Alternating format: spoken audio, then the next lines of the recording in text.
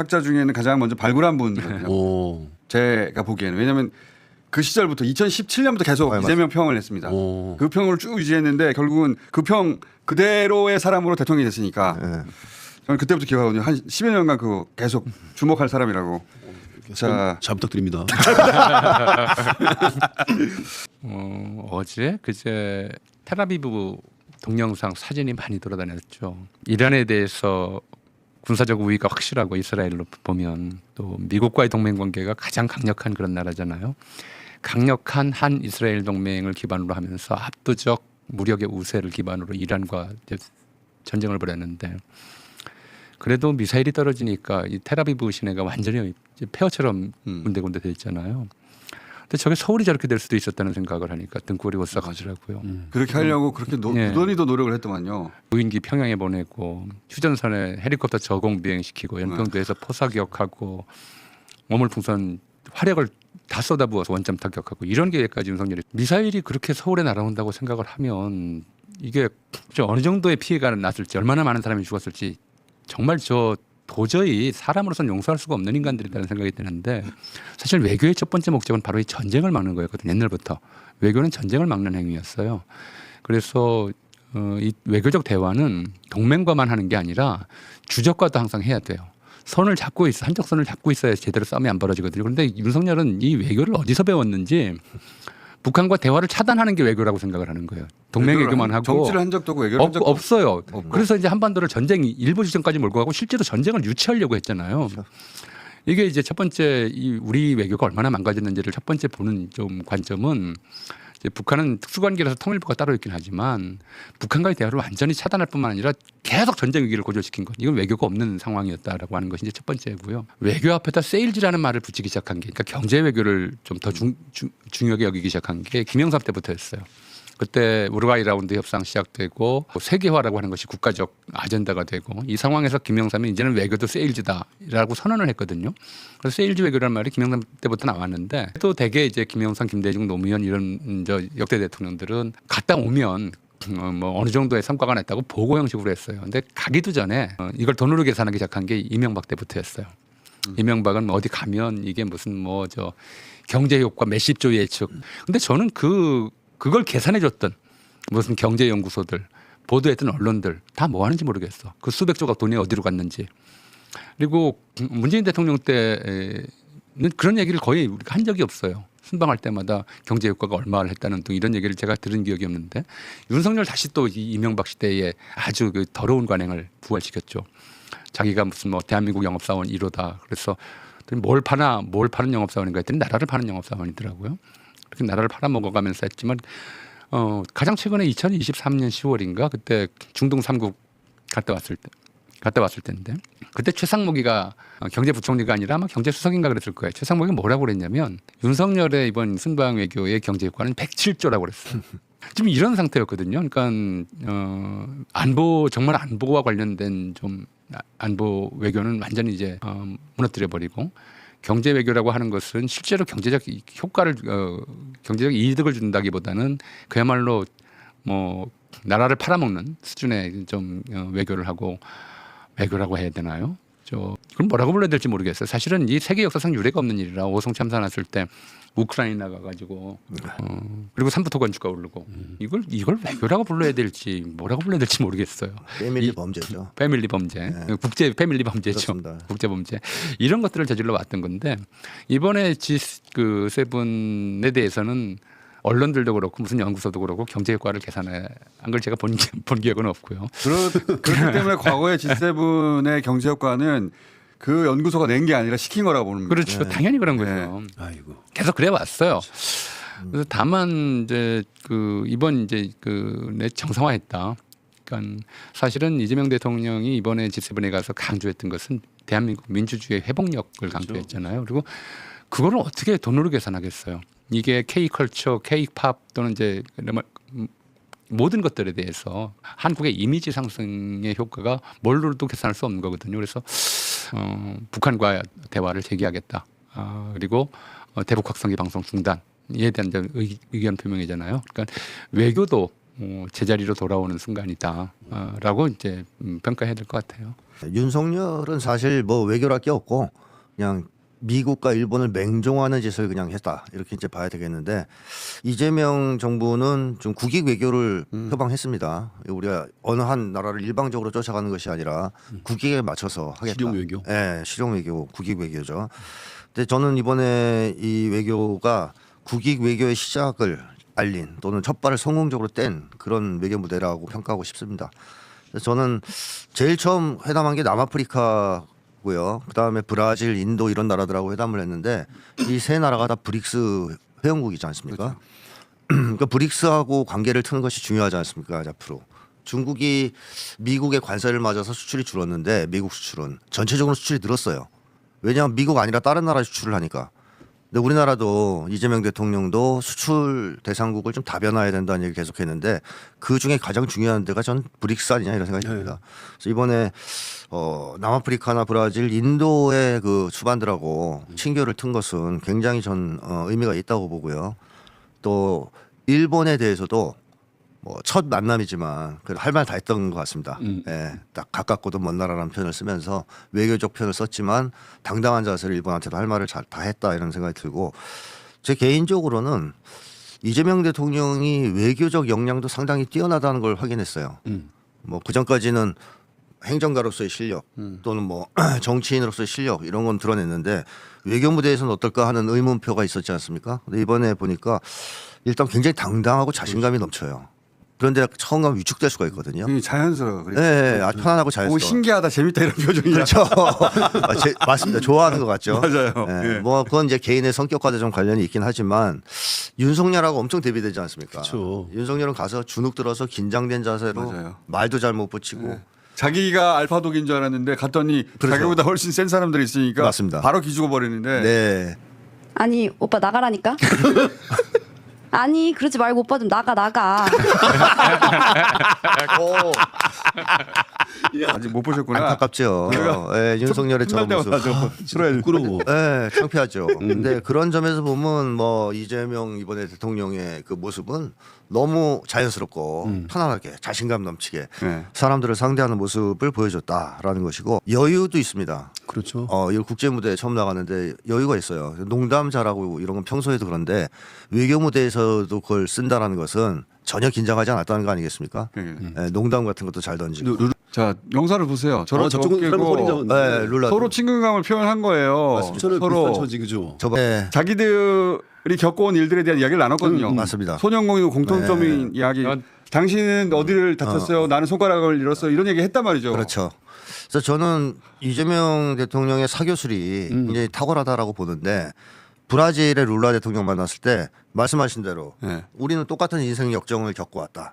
이 얘기를 꺼내니까 룰라가 엄청 흥미를 보이면서 바로 동질감이 형성됩니다. 그렇죠. 그러다 보니까 서로 이렇게 뭐 그게 이제 만나자마자 의기투합한다고. 맞습니다. 그런 네. 내용이잖아요. 그렇죠. 거의 이제 우리는 출신도 비슷하고. 그러니까 진짜 그렇죠. 외교적 서사도 결례는 저런 게 또 아니고 사법 살인 당할 뻔한 것도 비슷하고. 예, 뭐 호주 그 총리에 대해서 뭐좀 미남이다라고 얘기한 게 외교적 결례도 아니고 저거 외교적 결례도 아니에요. 진짜 외교적 결례는 김건희가 센터에 서는 거예요. 네. 그렇죠. 맞습니다. 근데 그걸 가지고 뭐라고 하는 언론이 없었어. 네. 그리고 이상한 옷 입고 나가는 것도 결례입니다. 이런 건 진짜 해괴한 거거든요. 그렇죠.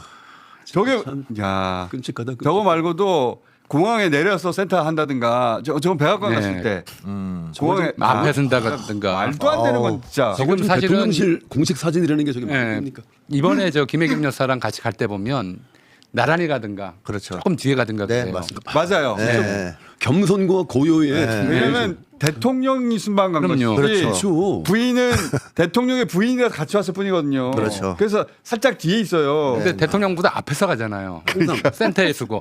저거는 정말 외교적 심한 외교적 결례거든요. 근데 거기에 대해서 지적한 적도 없는 자들이 너무나 당연한 인간적 친밀감 표시를 외교적 결례라고까지 얘기를 한단 말이에요. 말이 안 되는 그리고 거죠. 일단 김건희 의상 자체가 결례예요.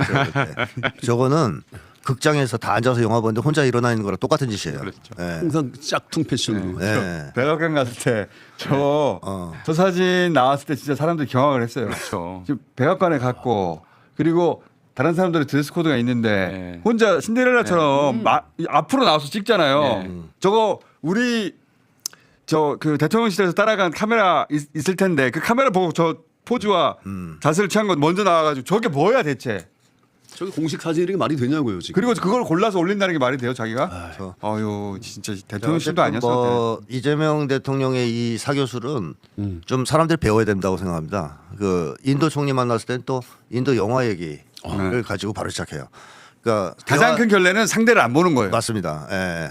이재명 대통령 네, 아니, 맞아. 이재명 대통령뿐만 아니라 누구나 서로 눈을 마주치면 대화하는데 네. 윤석열은 눈을 마주치고 대화를 안 해요. 아, 그래서 그런 좀 외교 무대에서 그렇게 앉아 있는 존재를 꽂아놓은 보리자루라고 하거든요.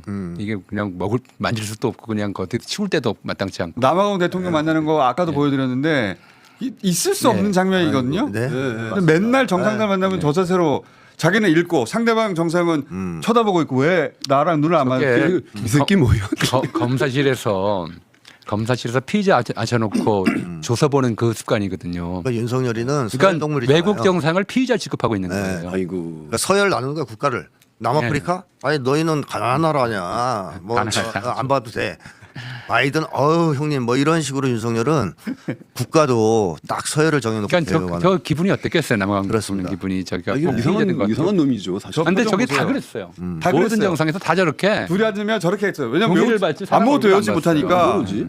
아무것도 외우지 못하니까. 그것도 아니, 있고. 그것도 있지만 검사 버릇이라니까. 그리고 저는 그 상대가 자기가 같은 대통령이잖아 일국에. 그 자기가 국내에서는 대빵인데 거기는 다 대통령이잖아요. 네. 거기 가면 길을 못 펴더라고 네, 항상. 뭐져요. 네. 네. 절어가지고 쫄아가지고. 저는 검사의 거만한 사가 아니라 절었다고 봅니다.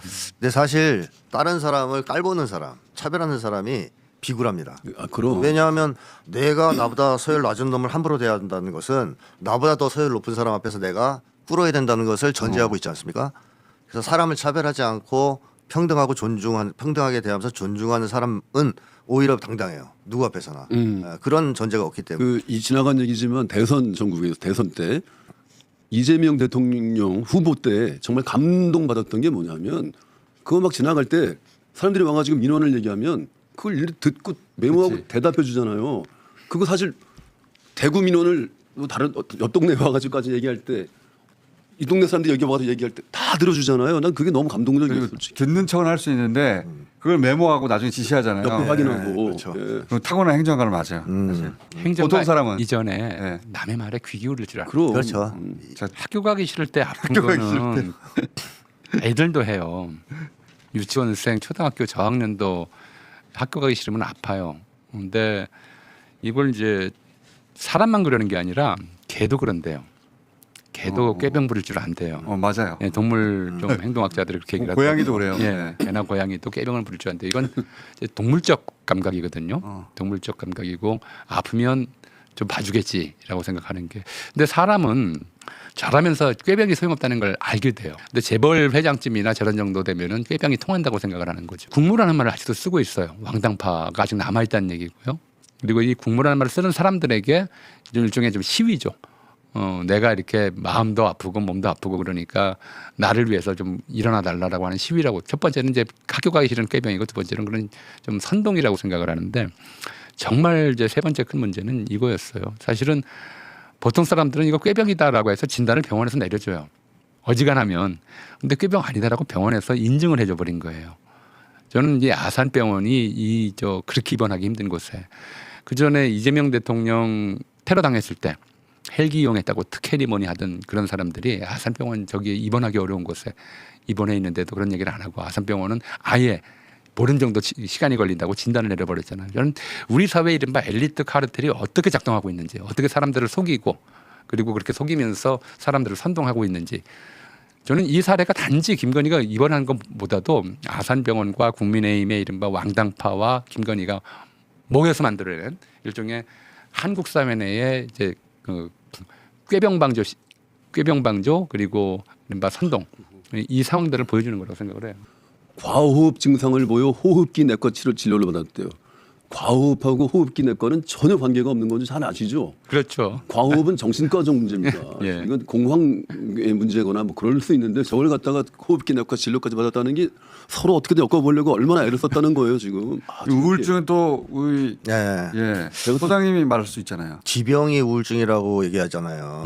말도 안 되는 소리인 게 김건희가 뭐 했습니까? 대통령 시절에 부인 시절에 맨날 사진 찍고 다니면서 예. 뭐 여기저기 가서 간섭하고 전화질하고 국정 개입했잖아요. V1이죠. 우울증 있는 사람이 어떻게 이런 짓을 합니까? 못하죠. 우울증의 가장 주요한 증상은 대인관계 기피. 그다음에 혼자 있으려고 하는 거 이런 건데 김건희는 그런 적이 없어요. 어떻게든 나대고 돌아다니는 쪽이었지 않습니까? 따라서 우울증이라고는 절대로 얘기할 수 없고 뭐 굳이 이름을 붙인다면 뭐 나댐증 아니면 센터 강박증 뭐 가학증 뭐 이런 쪽은 병명을 붙일 수 있겠습니다. 근데 지병은 아니니까 이제 그런 급성 우울일 가능성이 있다는 그렇죠. 얘기인데 급성이죠. 네. 급성 우울증이 왔다는 건데 이 우울증은 기본적으로 분노가 밖으로 표출되지 못하고 자기를 공격해서 생기는 병이라고 정의할 수 예. 있거든요. 그럼 김건희가 이제 분노를 밖으로 표출하지 못한다는 얘기는 뭐냐? 윤석열한테 막 화를 내는데 윤석열이가 침만 질질 흘리고 반응을 못해. 그럼 표출을 못하잖아요. 주변에 화를 낼 사람이 없다. 더 이상 화를 내도 또 받아들여주지 않거나 내가 화를 내는 게 상황을 바꾸는데 아무런 영향도 미치지 못한다. 이럴 때 화를 밖으로 내봤자 소용이 없다는 판단을 하면서 우울증이 올 수 있습니다. 여기 이제 급성 우울증인데 이제 그만큼 지금 상황이 안 좋다는 얘기겠죠. 진짜 우울증이라면 네. 근데 그것도 이제 만성은 아니고 급성이라는 얘기입니다. 우울증으로 입원도 합니까? 대체로는 안 하죠. 아주 급박한 상황. 우울증, 과호흡이잖아요. 근데 호흡기 내과 진료를 말이 안 되는 한다는 거죠. 소리예요. 그건 말이 안 되죠. 이건 병원이 미쳤다는 뜻이에요. 병원이 좋지 진짜. 아니면 병원이 누군가가 미쳤다는 거짓말을 했던가. 네. 근데 우울증으로 입원한 경우는 자살할 가능성이 있을 그렇죠. 때만 해요. 자살 가능성이 높을 때. 근데 김건희는 자살 가능성은 전혀 없어요. 절대 없습니다. 그렇지. 예. 네. 뭐 오히려 윤석열이가 모르겠어요. 너무 이제 버림받고 상황이 안 이 말을 하고 싶은데 이 상황을 지금 위기에 몰린 상황을 동정 여론을 유포하면서 피해자 코스프레를 하기 위해서 일부러 저럴 수도 있단 말이에요. 진짜 저걸 보면서 진짜 울분을 토로하는 분들이 얼마나 많냐면 저 부부 때문에 실제로 현실적으로 죽음 가까이 몰린 사람들이 훨씬 많습니다. 그렇죠, 당연하죠. 지금 완전 전쟁터에 몰린 군인처럼 만들었고 난민처럼 만들었다고요. 저 부부가. 저는 정말 끝까지 저렇게 어떤 그 반칙과 저런 어떤 특권 의식 저 악마라고 봐요. 저는. 아니 저 기사를 보면 헛웃음이 나오거나 기자한테 화가 나야 돼요. 저 진짜 하나 저 네. 조선일보네. 근데 지금도 아직도 저런 식의 좀 사기 보도죠 사실은. 사기죠. 저 과호흡 우울증 증상과 호흡기 호흡기 내과라고 하는 이것들을 연결시키면서 사람들 계속 이제 제가 기자가 거짓말했을 것 같지는 않고 기자한테 저렇게 말해준 누군가가 거짓말을 있겠죠. 했겠죠. 예. 저렇게 쓰면 안 되죠 그러면. 그렇죠. 이쪽에서 소리를 멈추자 저쪽에서도 곧 소리를 멈추었다. 소리 안에 있을 때 들리지 않던 소리가 들리기 시작했다. 침묵도 소리가 될 수 있다는 것을, 침묵에도 크나큰 성대가 있다는 것을 처음 깨달은 사람들은 침묵이 데려다준 소리로 언어를 만들어 비로소 서로에게 말을 건네기 시작했다. 이쪽과 저쪽의 가슴이 저쪽과 이쪽의 가슴에 전하는 깊고 따뜻한 침묵의 발음이었다.